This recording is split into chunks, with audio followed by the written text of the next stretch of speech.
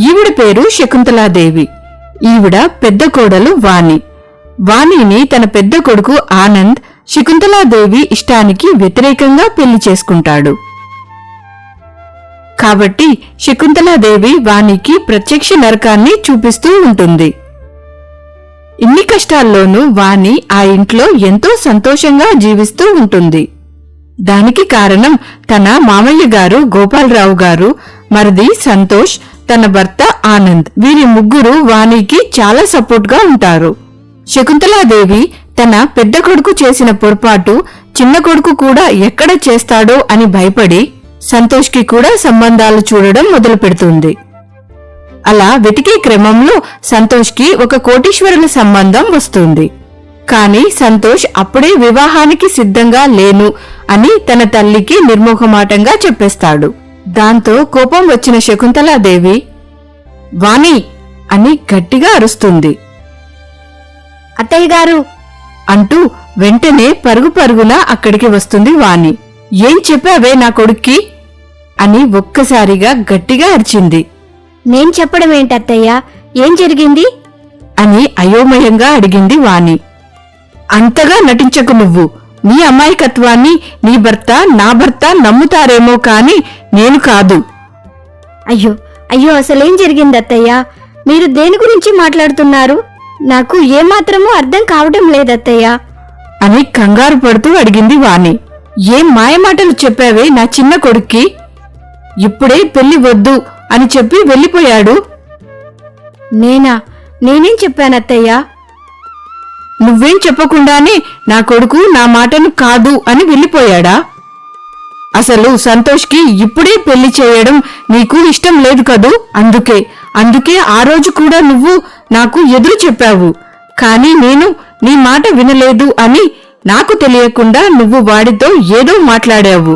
నాకు ఎదురు చెప్పేలా చేశావు కదూ అని అడిగింది శకుంతలాదేవి. ఆ మాటలకు చాలా ఆశ్చర్యపోయింది వాణి. అదేంటత్తయ్యా అలా మాట్లాడుతున్నారు? ఆ రోజు మామయ్య గారు అడిగితే నేను కూడా మీ ఆలోచన నాకు నచ్చింది అనే కదా చెప్పాను. మళ్ళీ ఇలా ఎందుకు చేస్తానత్తయ్యా అని చాలా బాధపడుతూ అడిగింది వాణి. ఎందుకంటే మీ మామయ్య గారి ముందు నువ్వు మంచిదానివి అని అనిపించుకోవాలి కదా. నీ ముసుగు నా దగ్గర మాత్రమే ఇలా బయటపడుతుంది. నీ అసలు రంగు నాకు మాత్రమే తెలుస్తుంది. కానీ నేను చెబితే మాత్రం ఎవరూ నమ్మరు. అందరి ముందు మంచిదానిలా నటిస్తూ నా వెనుక నా వాళ్లతో నా గురించే చెడుగా చెబుతూ వాళ్లను నా నుండి దూరం చేస్తున్నావు. నాపై వ్యతిరేకతను పెంచుతున్నావు నువ్వు అని నిర్దాక్షిణ్యంగా మాట్లాడింది శకుంతలాదేవి. మీరు నన్ను తప్పుగా అర్థం చేసుకుంటున్నారత్తయ్యా.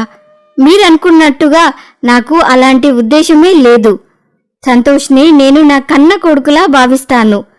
తనకి పెళ్లి జరిగితే నాకు అంతకంటే సంతోషం ఏముంటుందత్తయ్యా? తనకి పెళ్లి జరగాలి అని నేను కూడా కోరుకుంటున్నాను. కాని ఇలా వ్యతిరేకంగా ఎందుకు చెబుతాను? నిజంగానే ఈ పెళ్లి గురించి నేను తనతో ఒక్క మాట కూడా మాట్లాడలేదత్తయ్యా. దయచేసి నన్ను నమ్మండి అని ప్రాధేయపడుతూ అడిగింది వాణి.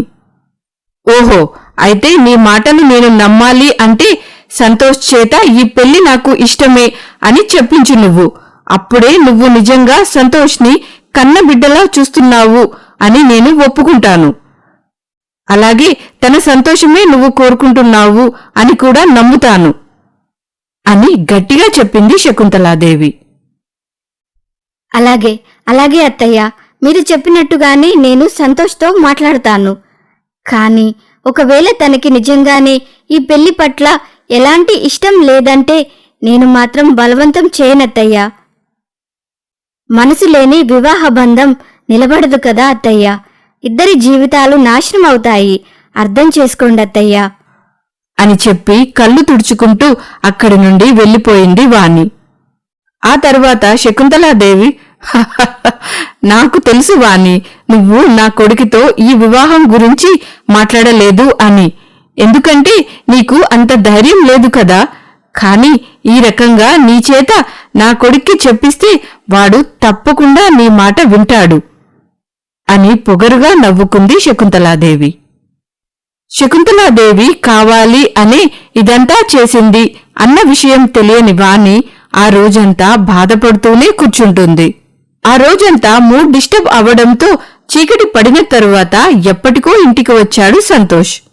శకుంతలాదేవి గోపాలరావు గారు అప్పటికే నిద్రపోయినా జరిగిందంతా తెలుసుకుని వానితో పాటు ఆనంద్ కూడా అతని కోసం ఎదురుచూస్తూ కూర్చుని ఉంటారు. ఇంటికి వచ్చిన సంతోష్ నువ్వు ఇంకా నిద్రపోలేదా అన్నయ్యా అని అడిగాడు. వీకెండ్ కదా అన్నయ్య, ఊరికే అలా ఫ్రెండ్స్ తో సరదాగా టైం స్పెండ్ చేసి వస్తున్నాను అని చెప్పి హ్యాండ్ వాష్ చేసుకుని డైనింగ్ టేబుల్ వైపుగా వచ్చాడు సంతోష్. వదినా, రా భోజనం చేద్దాం అని పిలిచాడు. నీ కళ్ళకి నీ వదిన మాత్రమే కనిపిస్తుందా ఏంట్రా? నన్ను అడగవా అని సరదాగా ఆట పట్టిస్తూ అడిగాడు ఆనంద్. ఈ పాటికి నువ్వు ఎప్పుడో భోజనం చేసేసి ఉంటావులే అన్నయ్యా. ఆ విషయం నాకు తెలియదా ఏంటి? రోజు డిన్నర్ టైంలో వదిన నేను మాత్రమే కలిసి భోజనం చేస్తాము అని చెప్పాడు సంతోష్. ఈరోజు మీ అన్నయ్య కూడా మనతోటి కలిసి భోజనం చెయ్యాలి అని వెయిట్ చేస్తున్నారు సంతోష్ అని చెప్పింది వాణి. అరే వా, ఇదెలా సాధ్యపడింది? అమ్మ తనతోనే తినాలి అని ఎప్పుడు గొడవ చేస్తుంది కదా, నిన్ను వదినని కలిసి తిననివ్వదు కదా అని ఆశ్చర్యంగా అడిగాడు సంతోష్. ఆ మాటలకు ఆనంద్ ఈరోజు నాకు వర్క్ ఉంది అని చెప్పి రూమ్లో నుండి నేను బయటకు రాలేదురా. ఓ సూపర్ అన్నయ్య, రోజూ ఇలాగే ఏదో ఒకటి చెప్పొచ్చు కదా. పాపం వదినకు మాత్రం నీతో కలిసి భోజనం చెయ్యాలి అని ఉండదా చెప్పు నువ్వు అంటూ చాలా బాధగా అన్నాడు సంతోష్. నాక్కూడా ఈరోజే ఈ ఐడియా తట్టిందిరా. ఇక మీదట నువ్వు చెప్పినట్టుగానే చేస్తానులే అని నవ్వుతూ అన్నాడు ఆనంద్. ముగ్గురు అలా కలిసి భోజనం చేస్తూ ఉండగా వాణిని పరీక్షించి చూశాడు సంతోష్. వదినా, ఏంటి నీ ముఖం అలా ఉంది? మళ్ళీ అమ్మ నిన్ను ఏమైనా అందా అని కొంచెం బాధగా అడిగాడు సంతోష్. అయ్యో, అలాంటిదేమీ లేదు సంతోష్. అయినా అత్తయ్య నన్నేమంటారు చెప్పు? అమ్మ నిన్ను ఎన్నేసి మాటలంటుందో నాకు తెలుసు వదినా. అసలేం జరిగిందో చెప్పు నువ్వు. అయ్యో, అదంతా ఏమీ లేదులే. నాకే కొంచెం ఒంట్లో నలతగా ఉంది. టాబ్లెట్ వేసుకుంటే సెట్ అయిపోతుందిలే. అయినా అత్తయ్యతో ఏదో గొడవ పడ్డావంట నువ్వు. ఏంటి అని ఏమీ తెలియనట్టుగా అడిగింది వాణి. ఓ అదా. అయినా చూడు వదినా, అమ్మ అప్పుడే నాకు పెళ్లి అంటుంది. అసలు ఈ ఏజ్ లో ఎవరైనా పెళ్లి చేసుకుంటారా చెప్పు నువ్వు అని ఏడుపు ముఖం వేసి అన్నాడు సంతోష్. ఆ మాటలకు వాణి అత్తయ్య గారు ఏం చేసినా నీ మంచి కోసమే కదా సంతోష్ అని బదులిస్తుంది. అన్నిసార్లు మంచి మాత్రమే కాదు వదినా, కొన్నిసార్లు నా ఇష్టం కూడా పట్టించుకోవాలి కదా. ఇప్పుడు నువ్వు అత్తయ్య గారి మాట వింటే నీ ఫ్యూచర్ అంతా చాలా బాగుంటుంది సంతోష్. ఆనందంగా కూడా ఉంటుంది. ఆవిడ ఏం చేసినా నీ గురించి ఆలోచించి చేస్తారు కదా నాన్న అని ప్రేమగా చెప్పింది వాణి. ఆ మాటలకు కోపం వచ్చిన సంతోష్ నువ్వు కూడా మీ అత్తయ్యలాగే మాట్లాడుతున్నావేంటి వదినా? నాకు పెళ్ళేంటి? అప్పుడే నాకు భార్య, బాధ్యతలు, కొత్త జీవితం. 4 ఏళ్లు పోతే పిల్లలు, వాళ్ళ స్కూల్, వాళ్ళ కోసం కష్టపడి ఆస్తులు కూడబెట్టడం. వామ్మో, ఇదంతా చాలా పెద్ద ప్రాసెస్ వదినా. అంతేకాదు చాలా బరువైన బాధ్యత కూడా. ఇప్పుడే ఆ బరువుని నేను నా నెత్తిన వేసుకోవాలి అని అస్సలు అనుకోవట్లేదు. నన్ను వదిలేయండమ్మా, మీ దండం పెడతాను అని దీనంగా అడిగాడు సంతోష్. సంతోష్ అలా మాట్లాడుతూ ఉంటే చాలా బాధగా అనిపించింది ఆనంద్కి, వాణికి. కాని వాళ్ల చేతిలో ఏమీ లేదు. పెత్తనమంతా అత్తగారిదే కదా. ఆవిడ ఏం చెప్తే మిగతా అందరూ అదే చేసుకుంటూ పోవాలి. ఆ మాటలకు ఆనంద్ నీకు అప్పుడే పెళ్లి చేయడం మాక్కూడా ఇష్టం లేదురా సంతోష్. కానీ నువ్వు ఇలా అమ్మకు నో చెప్పడం కూడా మీ వదిన పనే అని తను అనుకుంటుందిరా అంటూ జరిగిందంతా వివరించాడు ఆనంద్. జరిగిందంతా సంతోష్కి చెప్పి అతన్ని బాధ పెట్టడం వానికి ఏమాత్రమూ ఇష్టం లేదు. కాని సంతోష్ పెళ్లికి ఒప్పుకోవడానికి సిద్ధంగా లేకపోవడంతో తప్పక జరిగిందంతా చెప్పేశాడు ఆనంద్. ఆ మాటలు విన్న సంతోష్ చాలా బాధపడతాడు. సారీ వదినా, నా వల్ల కూడా నువ్వు తిట్లు తినాల్సి వస్తుంది అని నేను ఎప్పుడూ అనుకోలేదు. నన్ను క్షమించు వదినా. అని అడిగాడు. చచ్చా, దేనికి నువ్వెందుకు బాధపడుతున్నావు నాన్న? అత్తయ్య గారు ఏదో పొరపడ్డారు అంతే అని సర్ది చెప్పబోయింది వాణి. ఇంకా ఏమాత్రమూ ఆలోచించకుండా సంతోష్ నేను ఈ పెళ్లికి ఒప్పుకుంటున్నాను వదినా, నువ్వు అమ్మతో చెప్పేసేయ్ అని అన్నాడు. ఆ మాటలు విన్న వాణి కూడా అవాక్కైపోతుంది. దాంతో వాణి, అయ్యో అయ్యో, నా కోసం ఒప్పుకోవద్దు సంతోష్. ఎందుకంటే జీవితాంతం కలిసి ఉండాల్సింది నువ్వు నాన్న.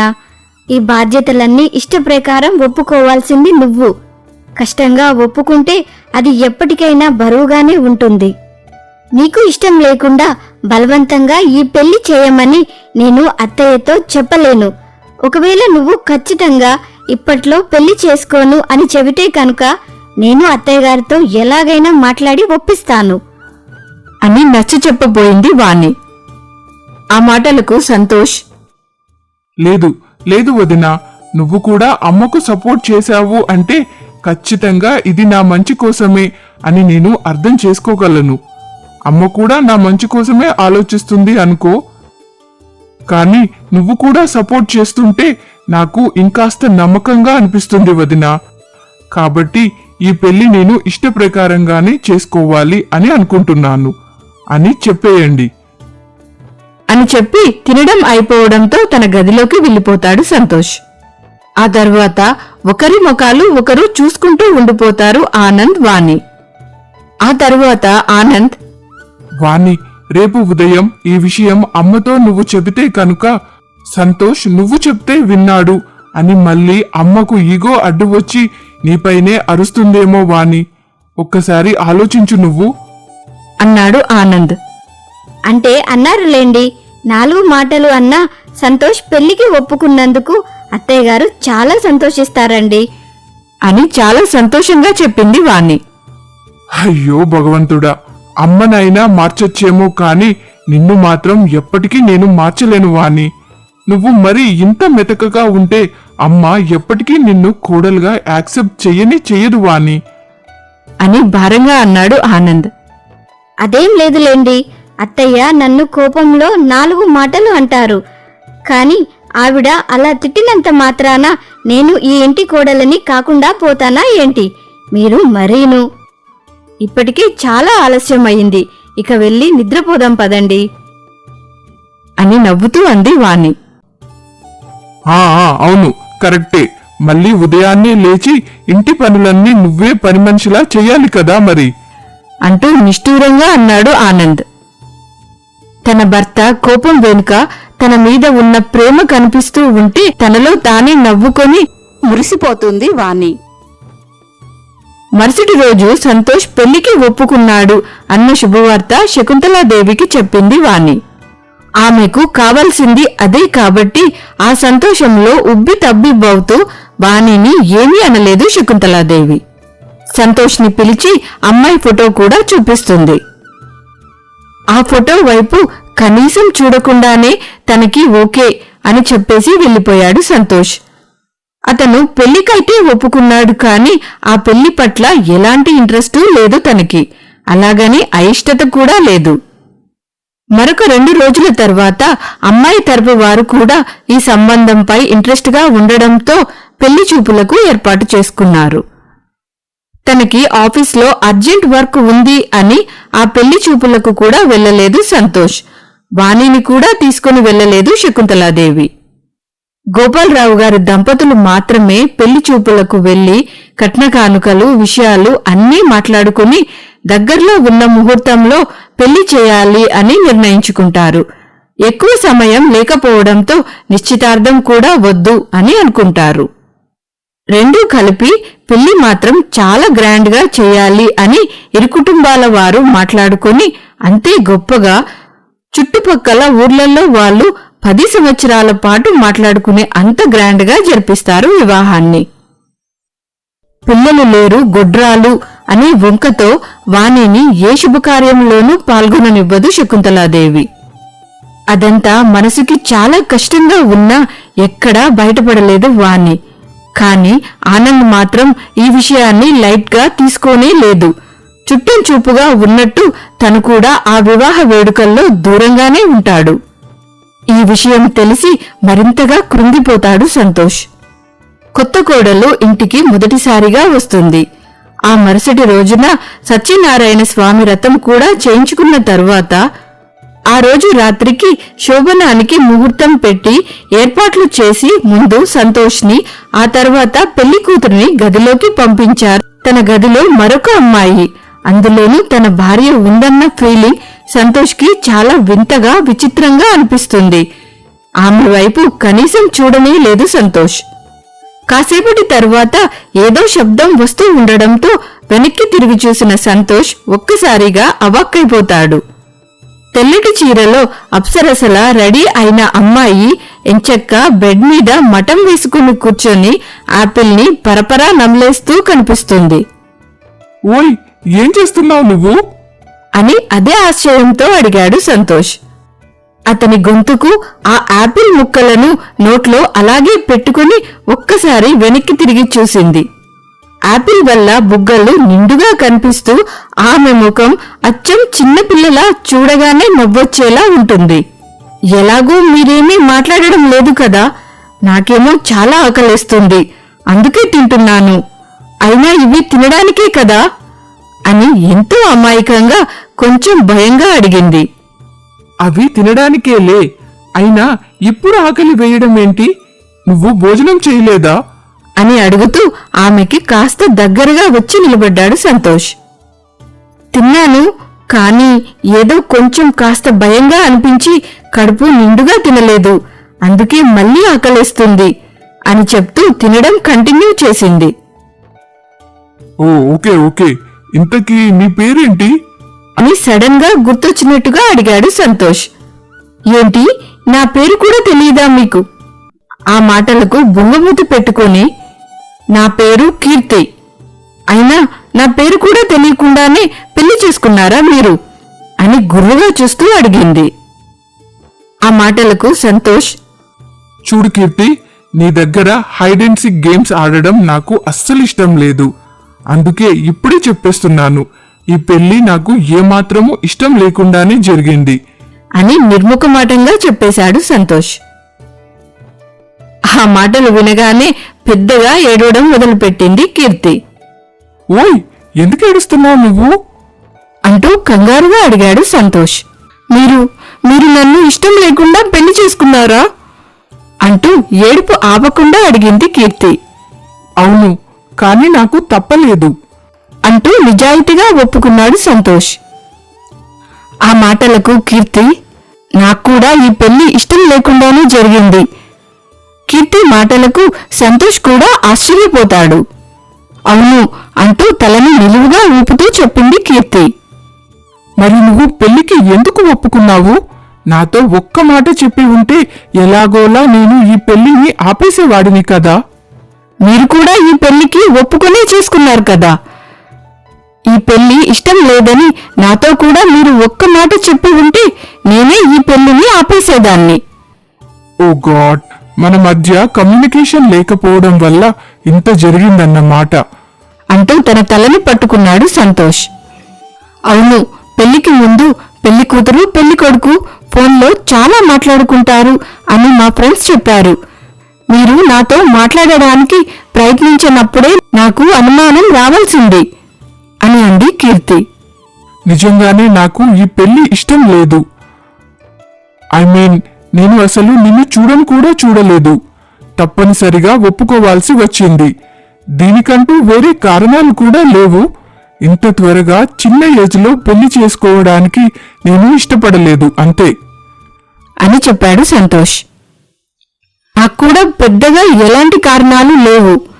మరీ 21 సంవత్సరాలకే ఏ అమ్మాయి అయినా పెళ్లి చేసుకుంటుందా? పెద్ద చదువులు చదువుకొని జాబ్ చేయాలి అనేదే నా గోల్. కానీ మా నాన్నగారు ఇది చాలా మంచి సంబంధం అంటూ నన్ను ఒప్పించారు. అది చాలదు అన్నట్టు మీరు అత్తయ్య గారితో పెళ్ళంటూ చేసుకుంటే నన్నే చేసుకుంటాను అని పట్టుపట్టారంట కదా. ఈ విషయం కూడా మరీ నా బుర్రలోకి ఎక్కించి నన్ను ఈ పెళ్లి పీటల వరకు తీసుకొచ్చారు ఒకవేళ ఇదంతా అబద్ధం అని నాకు ముందే తెలిసి ఉంటే నేను పెళ్లికి ముందు ఒక్కరోజైనా సరే ఇంట్లో నుండి పారిపోయేదాన్ని అని చెప్పింది కీర్తి. అప్పటి వరకు ఆమె ఇంత చిన్న ఏజ్లో తన గోల్స్ అన్నీ మిస్ అయ్యింది అని ఆలోచిస్తూ సంతోష్ కీర్తి చివరి మాటకు నోరు తెరిచాడు. ఏంటి, పారిపోయేదానివా? పారిపోయి ఎక్కడికి వెళ్తావు అని అనుమానంగా చూస్తూ అడిగాడు. ఎక్కడికేంటి, హైదరాబాద్లో మా పెద్దమ్మ కూతురు ఉంటుంది. తను హాస్టల్లో ఉంటూ చదువుకుంటుంది. నేను కూడా అక్కడికి వెళ్లి మా అక్కను ఎలాగోలా బతిమలాడితే నేను తన దగ్గరే ఉన్నాను అన్న విషయం ఎవరికీ చెప్పేదే కాదు. ఈ గొడవలు అన్నీ సర్దుమణిగాక నిదానంగా మా నాన్నకి ఫోన్ చేసేదాన్ని. తన మాటల్లో పెద్ద ఆలోచనలు, పసిపిల్లల మనస్తత్వం రెండూ కనిపిస్తూ ఉండడంతో తనలో తానే నవ్వుకుంటూ ఉంటాడు. ఆ తర్వాత సంతోష్, జరిగిందేదో జరిగిపోయిందిలే. ఇప్పుడు మన చేతుల్లో ఇంకా ఏమీ లేదు. పెద్దవాళ్లకు ఒకరి కుటుంబం మరొకరికి నచ్చి మన ఇద్దరినీ ఇలా ముడిపెట్టేశారు. కాబట్టి ఈ బంధం నుండి మనం తప్పించుకోలేం కీర్తి. సో ఎలాగోలా సర్దుకుందాం. కానీ ఇంత చిన్న ఏజ్లో మనకు అంత మెచ్యూరిటీ కూడా లేదు. కాబట్టి కొన్ని రోజుల వరకు మనం ఫ్రెండ్స్గా మూవ్ అవుదాం. ఏమంటావ్ అని అడిగాడు సంతోష్. మీకేం, మీరు బాగానే చెప్తారు. ఇంచక్కా చదువుకున్నారు, జాబ్ కూడా చేస్తున్నారు. కానీ నా గోల్స్ అన్నీ మధ్యలోనే ఆగిపోయాయి కదా అని ఏడుపు ముఖం పెట్టింది. దాని గురించి నువ్వేమీ బాధపడుకులే. నేను నిన్ను చదివిస్తాను. నువ్వు మంచి మార్క్స్ తెచ్చుకుంటే కనుక మా ఆఫీస్లోనే నీకు జాబ్ కూడా వేయిస్తాను అని నవ్వుతూ చెప్పాడు సంతోష్. నిజంగానేనా అంటూ మెరుస్తూ ఉన్న కళ్ళతో అడిగింది. ప్రామిస్ కీర్తి అని ఆమె చేతిలో చెయ్యేసి చెప్పాడు సంతోష్. ఓకే, అయితే ఇక మీదట మనిద్దరం మంచి ఫ్రెండ్స్ అని అదే చేతిని షేక్ హ్యాండ్గా మారుస్తూ చెప్పింది కీర్తి. గుడ్ ఫ్రెండ్స్ మధ్యలో మీరు మేము అంటూ ఈ మర్యాదలు ఏమీ అవసరం లేదులే. అంటే మన గదిలో ఉన్నంత వరకు నువ్వు నన్ను ఒక మంచి ఫ్రెండ్ లాగే ట్రీట్ చేయవచ్చు. కానీ అమ్మా నాన్నల ముందు మాత్రం భార్యాభర్తల్లా ఉండాలి. ముఖ్యంగా మా అమ్మ గురించి నీకు అస్సలు తెలియదు. నువ్వు చూస్తే చాలా చిన్నపిల్లవి. నీ విషయంలో నాకు కొంచెం కంగారుగానే ఉంది అని అన్నాడు సంతోష్. ఎందుకు కంగారు? అత్తయ్య నన్ను చాలా బాగా పలకరించారు. ఆవిడ చాలా మంచివారు, అచ్చం మా అమ్మలాగే అని చాలా అమాయకంగా చెప్పింది కీర్తి. ఆ మాటలకు సంతోష్, అయ్యో, నీకు ఆస్తిపాస్తులు ఉన్నాయి కదా, అందుకే నువ్వు మా అమ్మకి కూతురువైపోయినట్టున్నావు.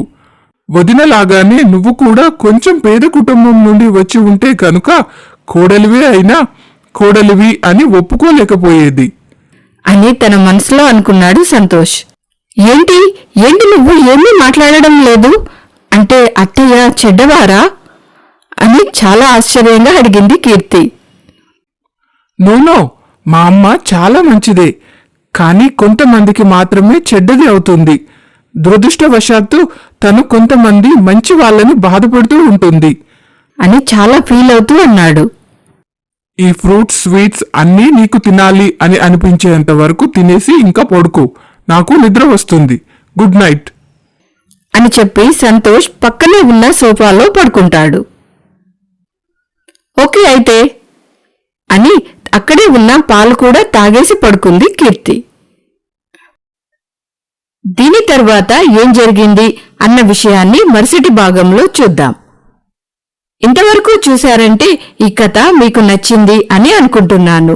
నచ్చినట్టయితే please subscribe to our channel and like చేయడం మాత్రం మర్చిపోకండి. మీరు చేసే ఈ చిన్న లైక్ ఈ కథ మరింత మందికి చేరుకోవడానికి సహాయపడుతుంది. అలాగే ఈ కథపై మీ అభిప్రాయాన్ని కామెంట్ సెక్షన్లో తెలియచేయండి. మరొక మంచి కథలో మళ్ళీ కలుద్దాం. అంతవరకు సెలవు.